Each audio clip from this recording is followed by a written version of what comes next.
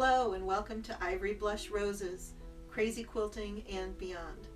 Today we're continuing our challenge project series, and we're going to be making one of the embellishments for this series, a little 5-petaled flower using the rayon ribbon that was provided in the kit. This block is going to use a number of these little ribbon flowers. These are made out of a 1/2 inch wide rayon ribbon, and the two lighter colors of pink were provided in the kit of supplies for this challenge project, and one of my add-ons is to add this brighter pink raw edge silk ribbon. The silk's got a little softer finish to it, and especially because of that raw edge on it, but I love the bright color of it. To do these, I only need a handful of supplies. I'm going to certainly need my scissors. I like to use my thimble.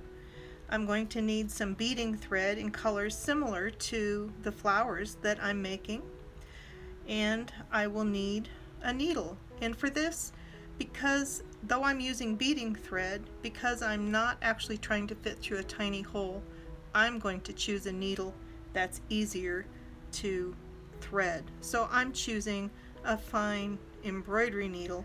So I'm going to start by using this pale pink, and so we're going to use a length of the pink beading thread. There are several brands of this, and for a project like this it doesn't really matter what you use. You're not really relying on a lot of strength for this particular one, but using beading thread over regular sewing thread, it's still stronger, and so it pulls tight very nicely. It's fine. So it goes through the ribbon very well. So I have my length of thread in my needle, and now I need to prepare my ribbon. And I'm just going to mark one edge every inch, and each one of those marks will indicate where I'm sewing my petal to. So what I'm going to do is start, and I'm just going to make a little running stitch.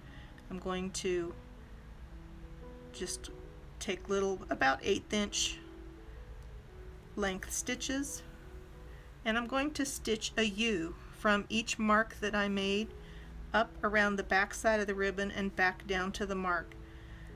In the past I've marked the whole thing out, and I find that I actually work better if I just stitch it. And there you can see my U. Now I came out on top of the ribbon, so I'm going to go out underneath this. I find this just helps me hold it better, and I'm going to do the next petal the exact same way. Sometimes I can turn the needle with the corner here with no problem, and other times I need to start and stop there. So around the corner, and now I have 2 U's underneath.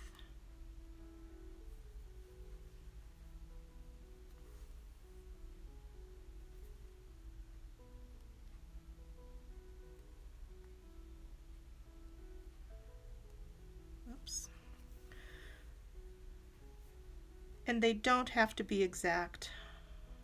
If you look at a tree of flowers, they're all different.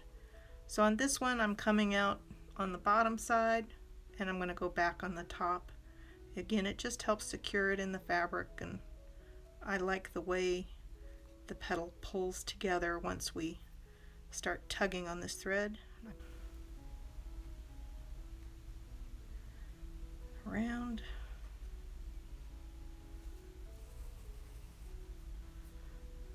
And you can see my stitches are even a little bigger, and if I don't hit my mark exactly, it's not a big deal.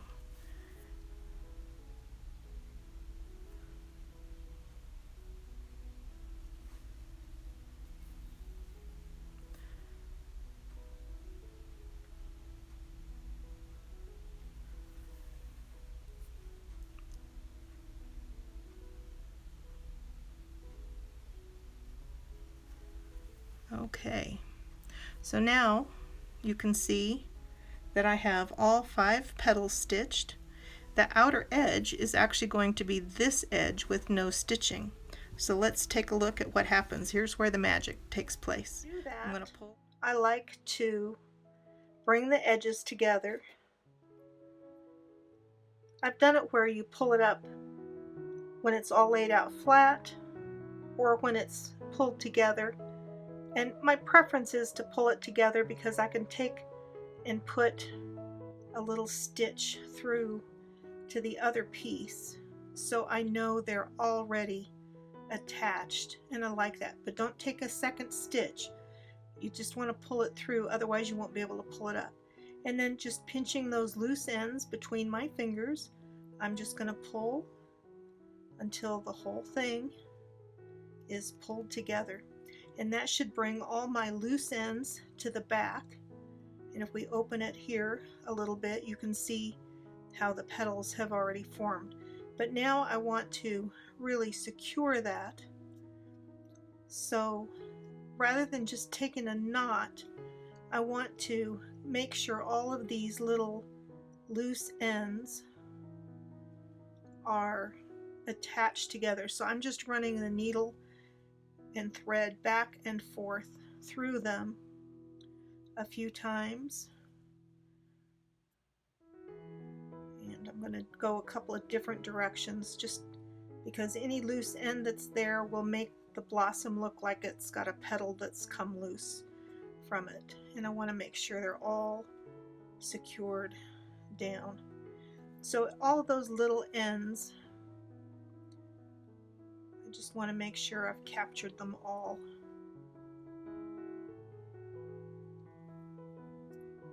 And before I take my knot, I'm going to turn it over and check, make sure I don't have a hole somewhere in the middle, and this looks good.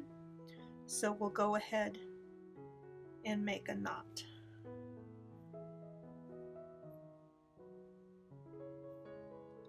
And then I'm going to do a second knot because I always feel like this nylon beading thread is a little bit on the slippery side. So its natural tendency is going to want to slip loose. And so by putting a couple in, I add a little security.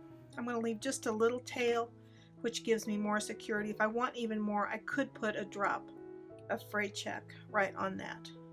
But now I'm ready to open it up. And there we are. A nice little 5-petaled flower, perfect for our project. So it's just a matter of repeating that over and over again.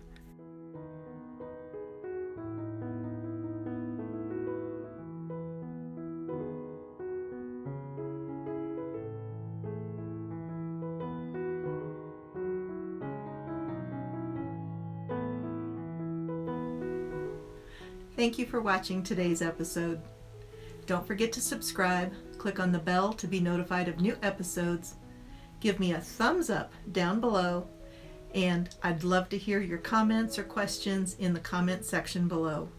Thank you for watching. Happy stitching. Let's go create something beautiful.